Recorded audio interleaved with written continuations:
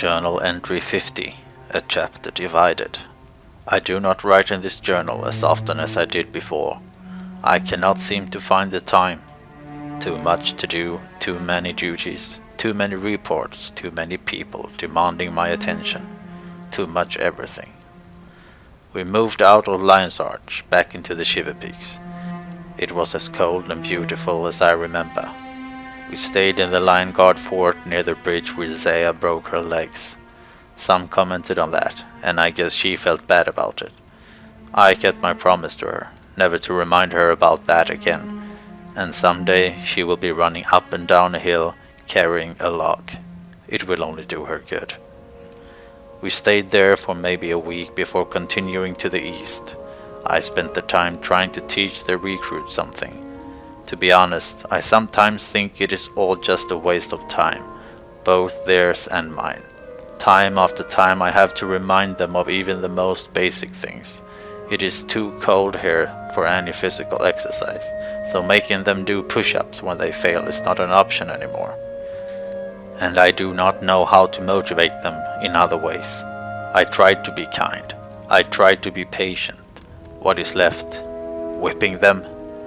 I doubt the knights would let me do that. Now we are stationed in the middle of nowhere, somewhere in Snowdon. The Lion Guard put up this camp when they had to abandon a fort to the north of us. The chapter helped them to attack it and clear it out. How they will cleanse it of the dragon corruption and black ice remains to be seen. Speaking of dragon corruption, another Cha, recruit Cassius, joined us right when we were supposed to march out of Lion's Arch. Even before he took the oath, he started making trouble, debating if the oath was really necessary with Knight Halgard. If it had been Knight Stromson, she would have made him bleed.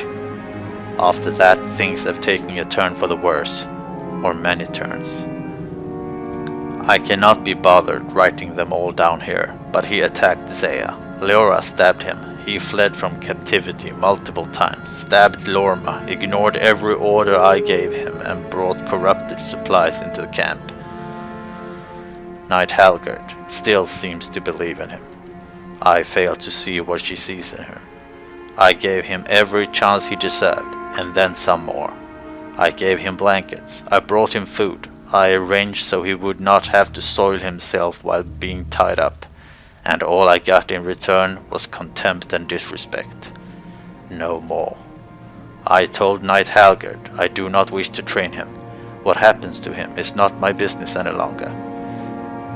Maybe Knight Stromson can beat some sense into him, but I fail to see that happening. Knight Halgard sent him away, alone, on a mission of some sort. I hope he does not return, and I know I am not the only one. The absence of our Warmaster is starting to have its toll on the chapter. I briefed Knight Halgard about my suspicions of corrupted supplies taken by recruit Cassius, and I was surprised to hear that she did not brief the tactician in turn. Knight Alifer seemed like she was not aware that I had received a warning for bad attitude. I tried to make her see it for the joke it was, but I failed, and she agreed that a warning had been in place and that First Crusader Calder had no part in the killing of Ethria.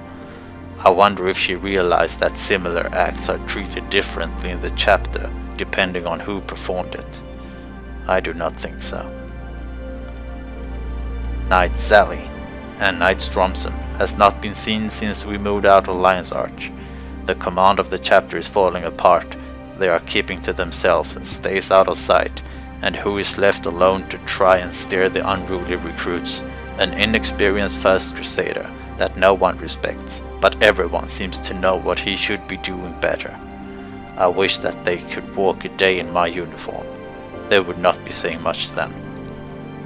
I will pray to the Six for the Warmaster's swift return, and hope the chapter is still there if she returns. I made the recruits spar yesterday, after a marching drill exercise.